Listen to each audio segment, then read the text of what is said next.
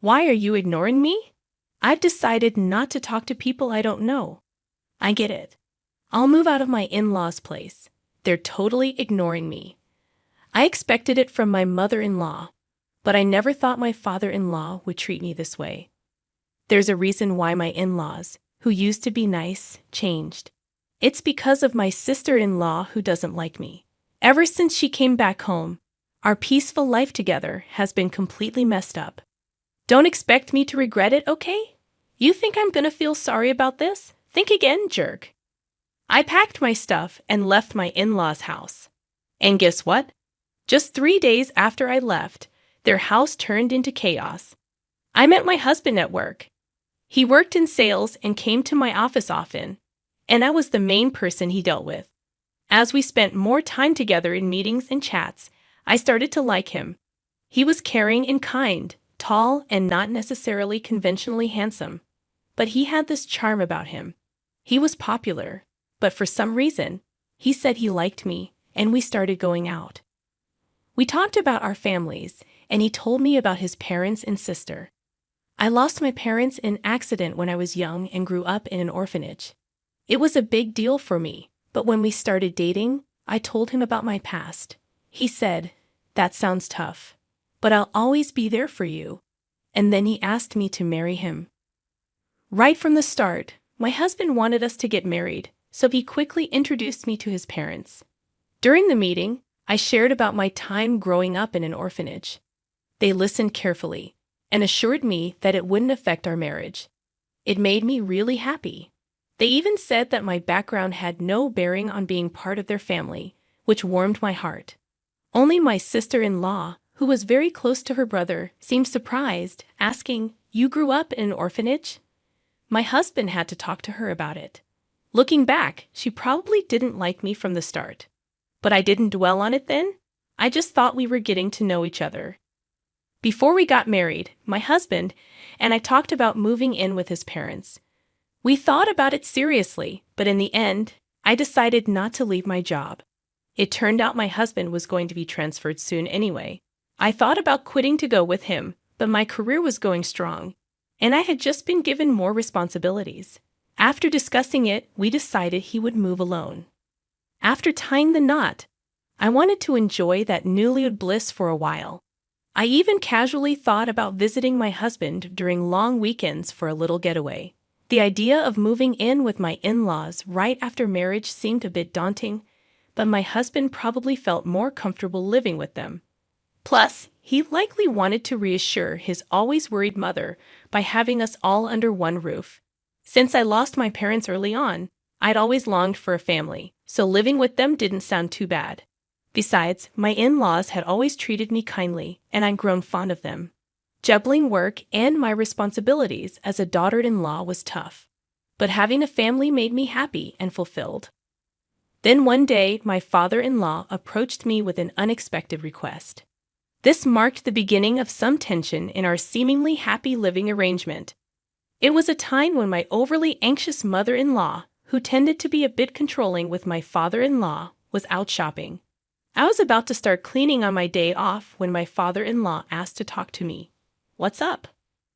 "Well, I don't want my wife to find out, but I'm taking a leave from work." "Wait, a leave?" He explained that he'd been having issues with his boss and colleagues, and his health had gotten so bad that he had no choice but to take time off.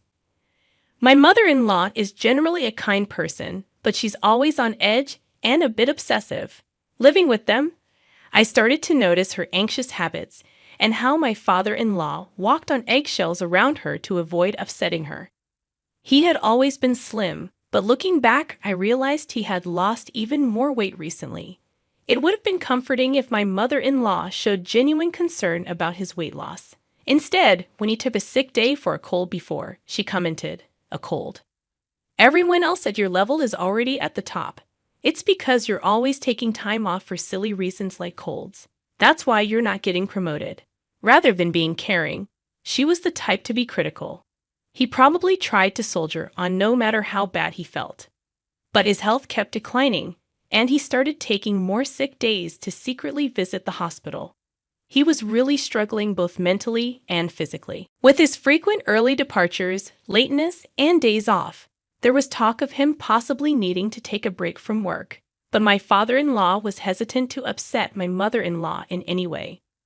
If he even suggested taking time off, she'd likely explode with anger.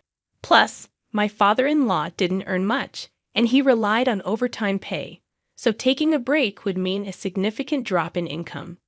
If he told my husband, he'd probably end up telling my mother-in-law, so he came to me, asking if I could help with the bills. If I mentioned taking a break, she might even leave me. Those words hit me hard. I was grateful to my in-laws for accepting me warmly, regardless of my background growing up in an institution.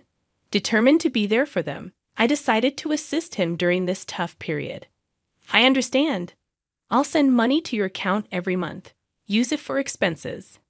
I'm really sorry. I'll try my best to get better soon and go back to work. Thank you for trusting me. After that, my father-in-law continued his routine of pretending to go to work while I sent money to his bank account for living expenses. My mother-in-law, who wasn't very meticulous with her finances, never noticed my transfers because she didn't check her bank statements closely or keep track of household expenses. Meanwhile, my father-in-law would pretend to head to work, but instead visit a mental health clinic or take walks in the peaceful mountains. Over time, his health seemed to improve. I hoped he'd be back to work soon, but then something unexpected happened. After a disagreement with her husband, my sister-in-law decided to go back to her parents' home. There's no place like home. I felt like I was going crazy living with that idiot husband of mine. I'll be staying here for a while. Can you make meals for me too? I knew right from the start that my sister-in-law wasn't fond of me. At our first family gathering, my husband was visibly upset because of her obvious disapproval. During our wedding, she wore a sour expression the whole time and even told me straight to my face, "My brother looks great, but you? He could have done better." She didn't hide her disdain for me, mentioning that it was embarrassing that I grew up without parents to attend the wedding. However, since she got married before us and had already moved out, I figured our interactions would be limited. That's why I thought living with them wouldn't be too bad. If she had still been living at home, I wouldn't have even considered moving in, knowing I'd have to deal with her constant criticism.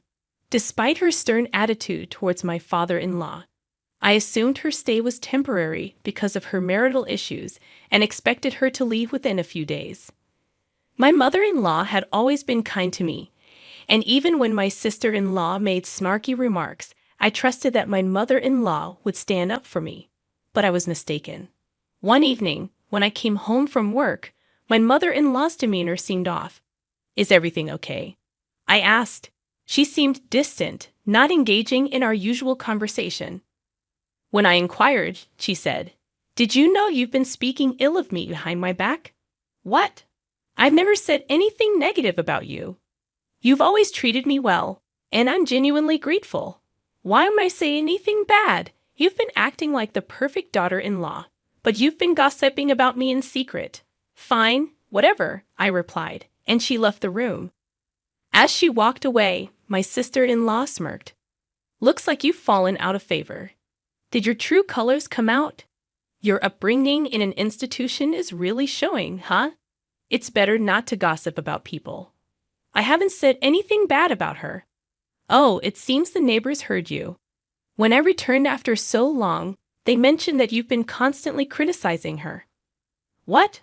Who? Are these neighbors?" "Well, it's been a while since I got married and moved out, so I've kind of forgotten their names. I never said any of those things. Stop making things up." "Oh my, how rude of you, Mom. You're accusing me of lying and bullying," she said, storming into my mother-in-law's room. From that moment on, my sister-in-law's nasty behavior only got worse.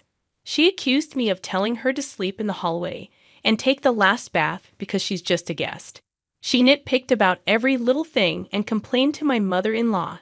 Each time, I had to defend myself, explaining that I hadn't said or done any of those things. But my mother-in-law seemed completely swayed by my sister-in-law's words, falling under her influence.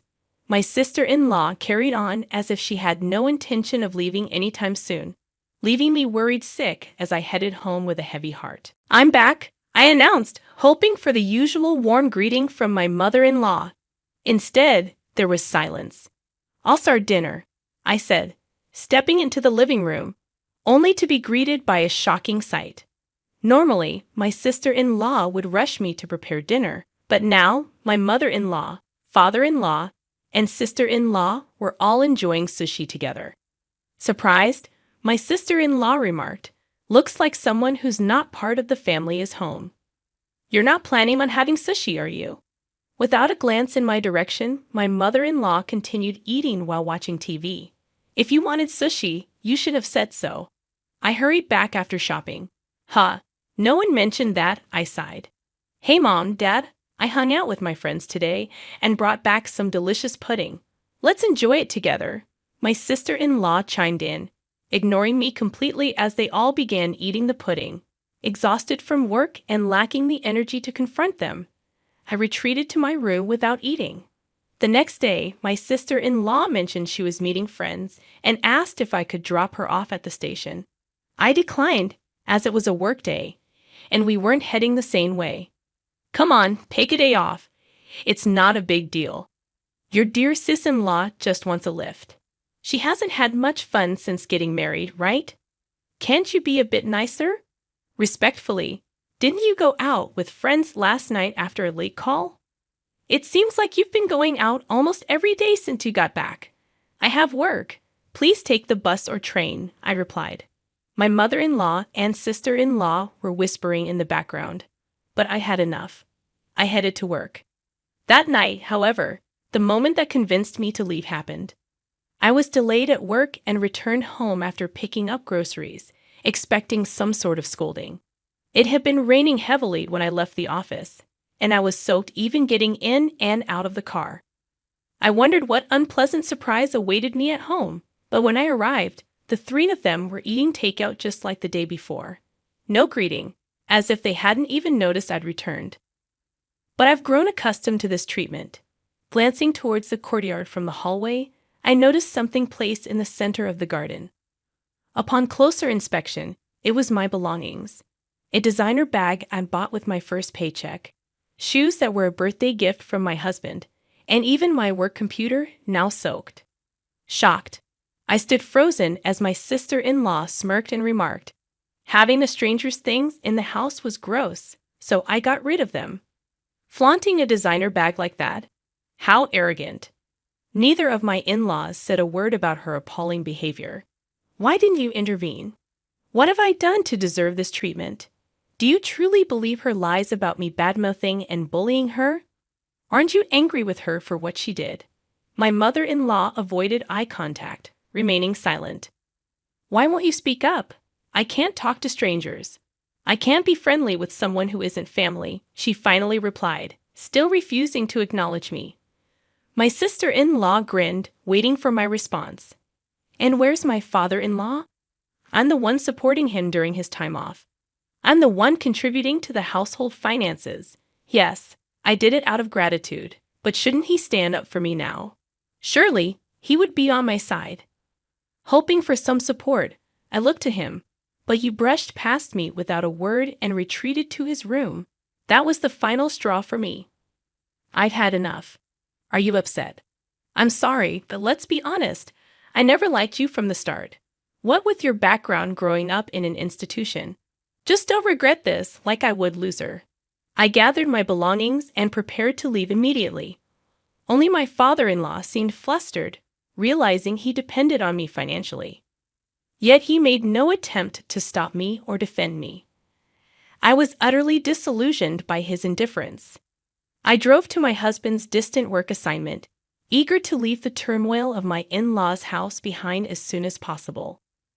Throughout the journey, I never once opened up to my husband about what had been happening. I doubted my mother-in-law had informed him about my sister-in-law's return.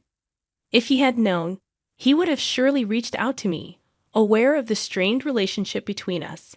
Yet my husband never mentioned anything about my sister-in-law in his calls or messages. While I didn't sense anything unusual in my husband's behavior, I couldn't shake the feeling that he might be influenced by her, fed lies about various matters. Even now, as I made my way to him, I couldn't shake the fear that he would treat me with the same indifference as the others. My heart ached with exhaustion, torn by suspicion, even toward my husband, the person I trusted most. If he shared their mindset and attitude, perhaps divorce was the only solution. That's how deeply distressed I felt. When I arrived at his out-of-state apartment, he hadn't returned yet, likely caught up with end-of-month work obligations. As I waited, my husband energetically walked in, perhaps noticing the lights on. "What if I knew you were coming?" "I would have rushed home," he exclaimed. "What a pleasant surprise. Just seeing your face."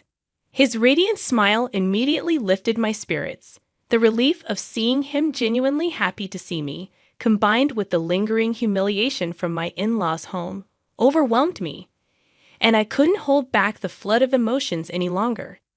Tears streamed down my face as I broke down in his arms. "What's wrong? Did something happen? Please tell me," my husband implored, clearly unaware of the treatment I endured at his parents' home. Gathering myself, I knew I needed to explain everything to him clearly. I recounted the whole ordeal.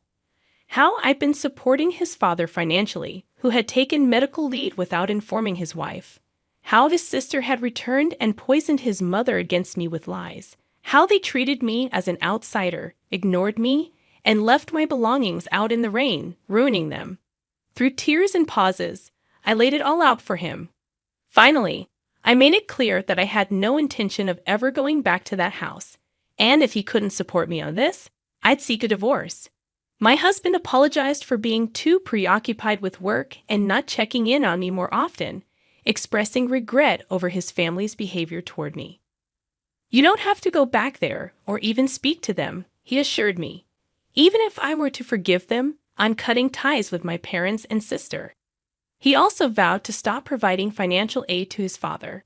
That night, I felt a weight lift off my shoulders. The tension dissolved, and I slept peacefully by his side.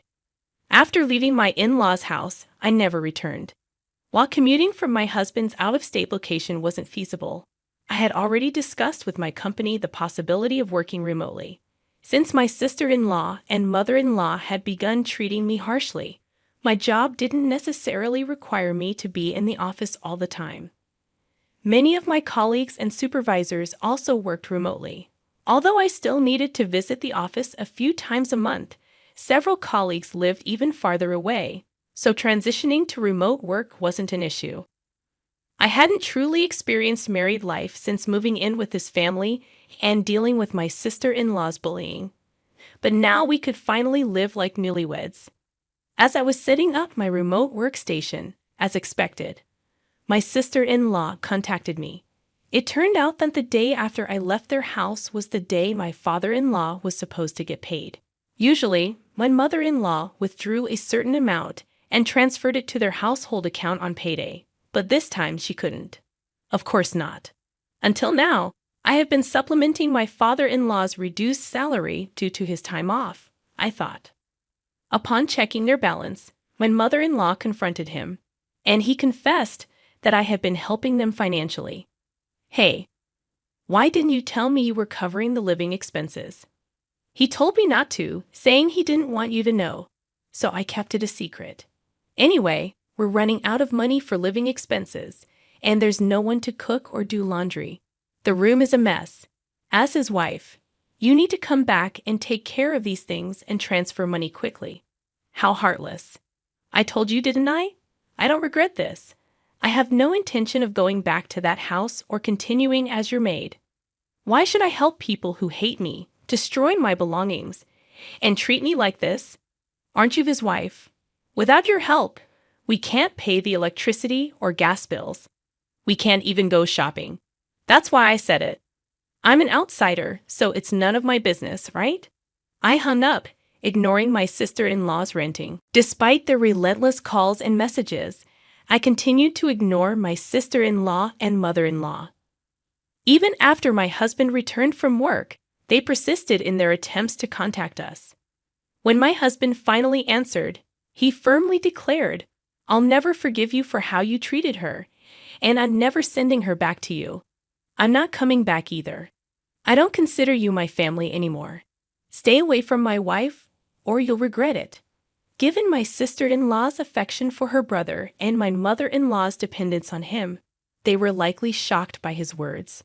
A few days later, my father-in-law reached out, pleading for continued financial assistance. Despite their acceptance of me, a girl from an orphanage, into their family, I couldn't overlook their lack of support during my time of need, despite all the help I had provided. I don't owe them anything. Why should I help those who ignored me? I'll never assist you again, I firmly stated before ending the call. Subsequently, my persistent mother-in-law and sister-in-law audaciously appeared at my workplace. Anticipating trouble, I had informed my company beforehand and security was immediately alerted. They caused a scene, demanding that I send money back home. Upon hearing this, my husband insisted, report them to the police. My colleagues at work were supportive, expressing disbelief at my past living situation. Focus on your remote work, they encouraged. Meanwhile, the pressure from my mother-in-law and sister-in-law took a toll on my father-in-law's health, leading to his resignation. My sister-in-law attempted to return to her husband's family, only to be rejected due to her affair, which had been the original cause of their conflict. This incident exacerbated their problems, resulting in an immediate divorce. Left without a home, my in-laws and sister-in-law relocated to a modest apartment, finding employment in part-time positions to make ends meet. Meanwhile, my husband and I finally found peace and fulfillment in our lives. Recently, we received the joyful news of our impending parenthood and eagerly await the arrival of our child, cherishing each moment together.